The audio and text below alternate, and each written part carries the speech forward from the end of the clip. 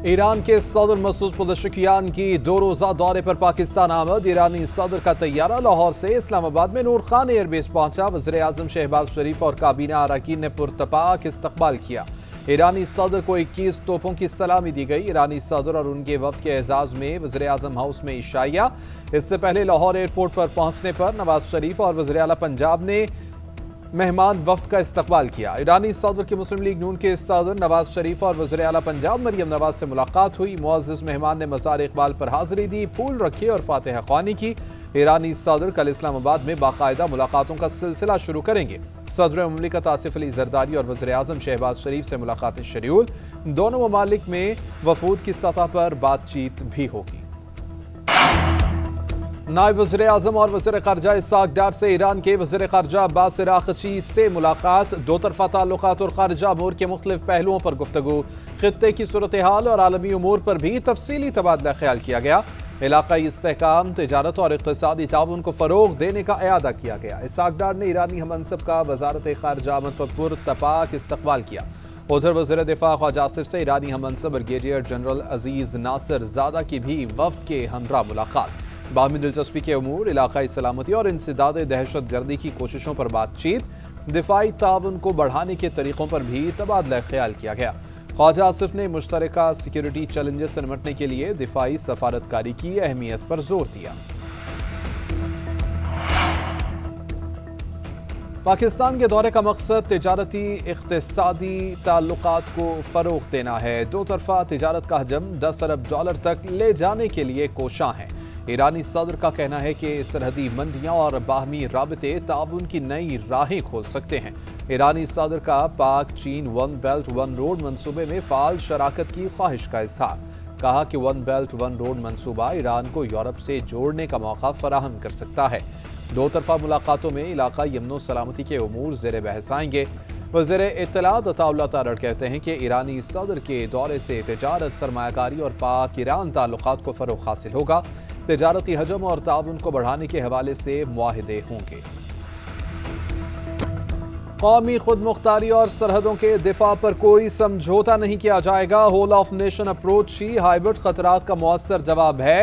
पाक फौज बदलते जंगी माहौल में फैसला कुन बरतरी बरकरार रखेगी। फील्ड मार्शल का वतन दुश्मनों को 2 टोक का ऐलान। मुल्तान गैरिजन और मुजफ्फरगढ़ आमद। मुल्तान में जदीद टेक्नोलॉजी से लैस हेलीकॉप्टर की आर्मी एविएशन में शमूलियत की तकरीब में शिरकत। जदीद तरीन Z-10 ME अटैक हेलीकॉप्टर हर मौसम और हर वक्त निशाना बनाने की सलाहियत का हामिल है। मुजफ्फरगढ़ फायरिंग रेंज में फायर पावर का मुजाहिरा। फील्ड मार्शल ने मुश्तरका हथियारों की हिकमत अमली के कामयाब मुजाहिरे को सराहा। ISPR के मुताबिक हेलीकॉप्टर जदीद रेडार, इलेक्ट्रॉनिक वॉरफेयर और नाइट स्ट्राइक की सलाहियत से लैस है। हेलीकॉप्टर की शमूलियत एविएशन को जदीद खतूत पर इस्तवार करने की जानिब अहम कदम है। फील्ड मार्शल ने माहिरीन तालीम और सिविल सोसाइटी के अरकान से भी मुलाकात की। कौमी यकजहती और सिविल मिलिट्री हम आहंगी पर जोर दिया। कौमी खुद मुख्तारी और इलाक़ाई सालमियत के तहफ़्फ़ुज़ के गैर मुतज़लज़ल अज़्म का इयादा किया। भारतीय राफेल तैयारे गिराने के पाकिस्तानी कारनामे की बरतानवी मीडिया पर धूम। मार्का हक के दौरान भारतीय तैयारे की तबाही से मुतालिक बरतानवी खबर एजेंसी रॉयटर्स की तहलका खेज रिपोर्ट मंजर-ए-आम पर आ गई। रिपोर्ट के मुताबिक 7 मई की रात को पाकिस्तान एयरफोर्स के रडार पर भारतीय तैयारे नमूदार हुए। रडार पर सिग्नल मिलते ही पाकिस्तानी एयर चीफ ने J-10C उड़ाने का हुक्म दिया। पाकिस्तानी एयर चीफ ने राफेल को खसूसी तौर पर निशाना बनाने के अहकाम जारी किए। रिपोर्ट के मुताबिक भारतीय पायलट समझ रहे थे कि वो पाकिस्तान के PL-15 मिसाइलों की रेंज से दूर हैं। भारतीय पायलटों को तवक्को ही नहीं थी कि उन्हें इतनी दूर से निशाना बनाया जा सकता है। फजा में होने वाली इस लड़ाई में दोनों जानिब से 110 तैयारे हिस्सा ले रहे थे। पाकिस्तान के air chief marshal Zaheer Ahmed कई दिनों से कंट्रोल रूम में ही मौजूद थे। गद्दे पर रात बसर करते रहे। बानी PTI की अपने बच्चों से बात करा दी गई। गुज़श्ता रोज होने वाली बातचीत 1.5 से पौने 2 घंटे तक जारी रही। ज़राए के मुताबिक बानी की बच्चों से व्हाट्सएप पर तफसीली बात कराई गई। बानी PTI की अडियाला जेल में तमाम सहूलियात मिलने की तस्दीक। बानी को अखबारात और टेलीविजन की सहूलत भी मुयस्सर। उधर अडियाला जेल में तोशाखाना 2 केस की समाअत। गवाह असिस्टेंट डायरेक्टर नैब आफ्ताब अहमद का बयान कलमबंद। अदालत ने आइंदा समाअत पर मजीद 2 गवाहों को तलब कर लिया। समाअत 6 अगस्त तक मुलतवी। बानी पीटीआई के बच्चे गिरफ्तारी के खतरे के बावजूद पाकिस्तान आएंगे। बानी ने बच्चों को आने से नहीं रोका। अलीमा खान कहती हैं कि बच्चों का नायकॉप गुम हो गया है। नायकॉप और वीजे की दरख्वास्त दी गई है, लेकिन हैरानी है कि सफारत खाने वाले दरख्वास्त देने की तरदीद कर रहे हैं। जो दरख्वास्त दी गई है उसका ट्रैकिंग नंबर भी मौजूद है। अलीमा खान ने मजीद कहा कि नाअहल होने वाले अरकान असम्बली की सीटों के इलेक्शंस पर पीटीआई बायकॉट करेगी।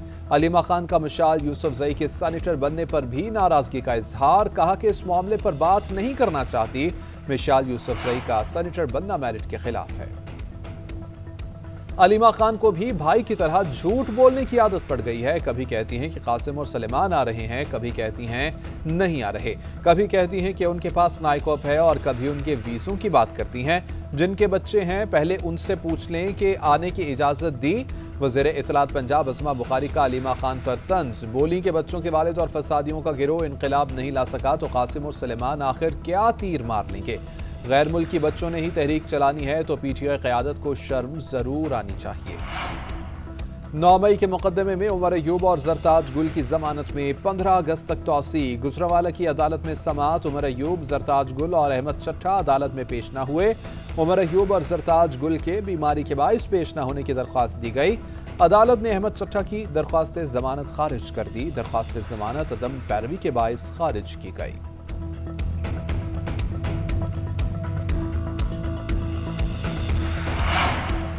हुकूमत चीनी की 173 रुपए फी किलो कीमत पर अमल दरामद कराने में नाकाम। लाहौर, फैसलाबाद और कई शहरों के बाजारों से चीनी गायब। जहां दस्तयाब वहां सरकार के मुकर्रर करदा निर्खों से जायद कीमत पर दस्तयाब। दुकानदार कहते हैं कि मंडी से सप्लाई कई दिन से बंद है। शुगर डीलर्स एसोसिएशन ने शुगर मिल्स को ही जिम्मेदार ठहरा दिया।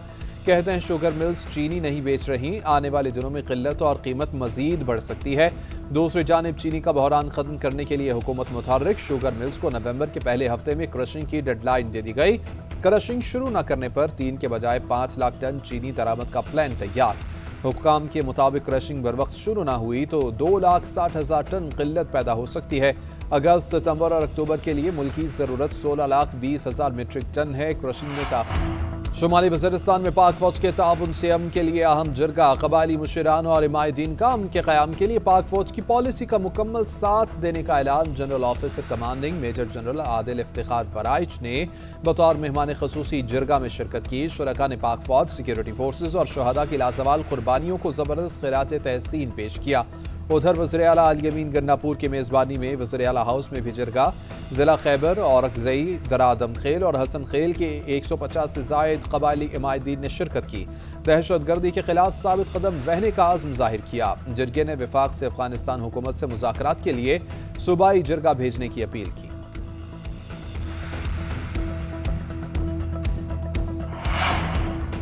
हुकूमत ने पेट्रोलियम मसनूआत पर टैक्स मजीद बढ़ा दिया। पेट्रोलियम में 2.5 रुपए लीटर इजाफा।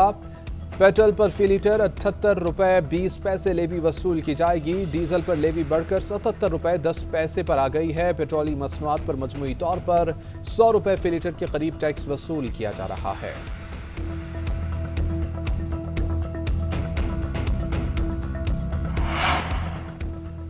यह सिर्फ जश्न आज़ादी नहीं बल्कि भारत के खिलाफ तारीखी फतह का जश्न है। वज़ीर आला सिंध मुराद अली शाह का इजलास से खिताब। कहा, चाहते हैं कि तमाम मकातब फ़िक्र के लोग आज़ादी के जश्न को दोबाला करने में हमारा साथ दें। सिंध हुकूमत की जानिब से जश्न आज़ादी की भरपूर तकारीब का इनेकाद किया जाएगा। शर्जील इनाम मेमन ने सिंध हुकूमत के तरतीब दिए गए स्पोर्ट्स, सकाफती, म्यूजिकल और दीगर तकरीबात के हवाले से शुरका को आगाह किया। शर्जील मेमन का कहना है कि हमारा मुल्क फ़ख्र के साथ तरक्की की राह पर गामजन है।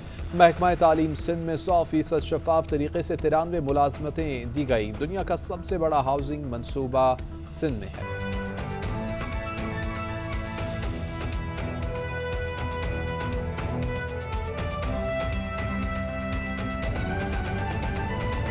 इस्लामाबाद, रावलपिंडी, अटक चकवाल, मर्दान, हरीपुर और आज़ाद कश्मीर में ज़ल्ज़ले के झटके महसूस किए गए हैं। शिद्दत के हवाले से भी जान लेंगे। सबीन शहबाज हमारे साथ मौजूद हैं।